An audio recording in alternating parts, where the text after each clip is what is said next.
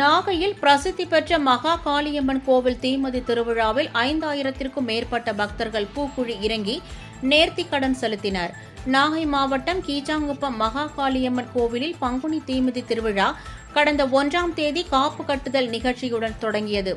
இதனைத் தொடர்ந்து நாள்தோறும் அம்மன் அம்ச வாகனம் மற்றும் ரிஷப வாகனங்களில் எழுந்தருளி பக்தர்களுக்கு அருள் பாலித்து வந்தார்.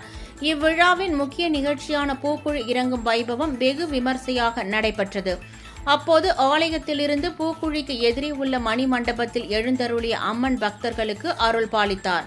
அதனைத் தொடர்ந்து கரகம் எடுத்து வந்த பூசாரி பூக்குழியில் இறங்க அடுத்தடுத்து 5000த்திற்கும் மேற்பட்ட பக்தர்கள் பக்தி பரவசத்துடன் எலுமிச்சை பழங்களை வானில் வீசியபடி தீமிதித்து நேர்த்திக்கடன் நிறைவேற்றினர். இதில் நாகை, காரைக்கால் மற்றும் மயிலாடுதுறை மாவட்டத்தைச் சேர்ந்த ஆயிரக்கணக்கான பக்தர்கள் கலந்து கொண்டு சுவாமி தரிசனம் செய்தனர்.